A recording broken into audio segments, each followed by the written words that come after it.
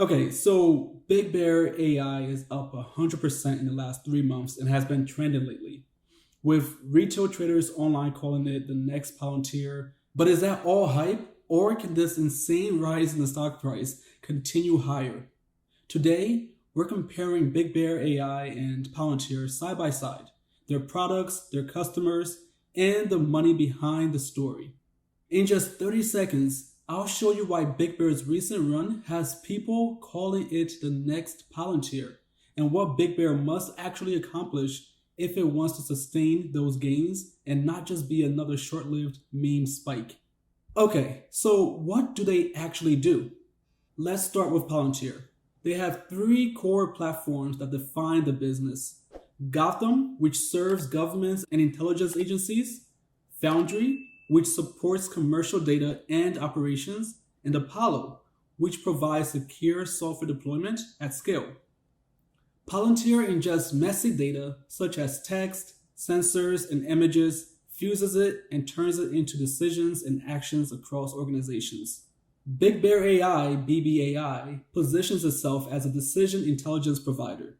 Key offerings include modeling and simulation, which builds digital twins and logistics optimizations, AI orchestration and sensor fusion, cyber analytics, and computer vision and digital identity through its 2024 Pangium acquisition.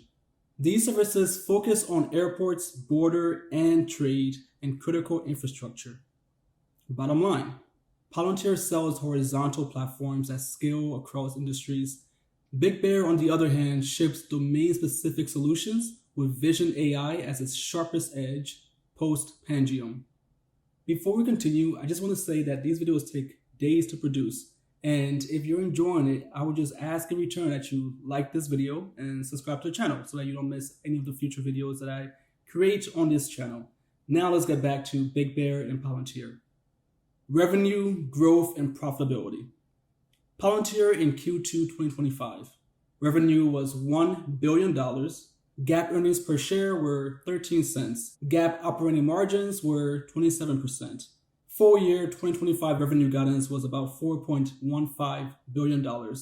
As for BigBear in Q2, revenue was $32.5 million, down 18% year over year. Gross margin was 25%. Adjusted EBITDA was negative $8.5 million. Keep that in mind. Net loss was $228.6 million. More negatives. And then in their 2025 outlook, they cut it to $125 to $140 million for revenues. And to make things worse for eager investors, they completely withdrew their guidance for their EBITDA. So, not looking great, but let's continue. Let's look back a little bit. BigBear's 2024 revenue was about $138 million, and the company restated results related to convertible debt. So the takeaway here is that Palantir operates at a multi-billion-dollar profitable scale, while BigBear is making under $200 million in revenues and still unprofitable. The big idea out there is that BigBear can become the next Palantir. So let's take a look at Palantir's 2 breakouts from the past in 2021 and 2024. And let's just compare and see how those breakouts in their stock price happened so that we can figure out whether or not BigBear can emulate that. Let's start with 2021. Palantir listed on the stock market in late 2020 near $9 per share. During the meme surge, the stock ran up to about $40 per share by January 27th, 2021. It was a powerful moment, but what came next was bigger. 2024. Palantir closed at $16 per share on January 31st, 2024. Less than a year later, by December, it was trading above $80 per share, finishing the year at $75. That's a 5x run between January and December. Far more dramatic than 2021. And the best proof point that narrative combined with fundamentals can ignite a sustained re-rating, a rise in the stock price. So what changed between 2021, the first run, and 2024 when Palantir went up 5x? Profitability and scale. By 2024 and 2025, Palantir's US commercial growth and platform deployment, powered by Apollo, aligned with consistent GAAP profitability, the oxygen a long run needs. Product matchups you can explain to a friend. Let's contrast BigBear's products with Palantir's in a simple way that you should be able to remember and restate if you are investing in this company. We'll do it one category at a time so that it's easy to remember. Operational decision platforms. Palantir, Foundry, and Gotham provide a unified data model, low-code workflows, and scenario simulation at enterprise and defense scale.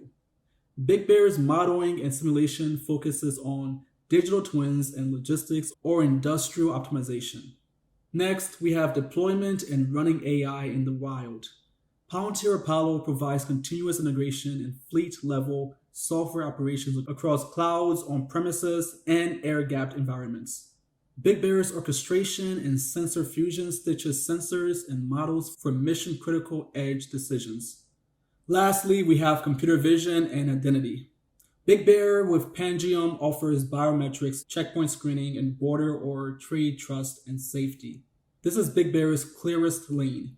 Palantir integrates computer vision with broader data and decision platforms, but identity is not its headline. Verdict: Palantir provides platform scale, BigBear provides solution focus with a real vision AI wedge. Okay, so we're back to our big question.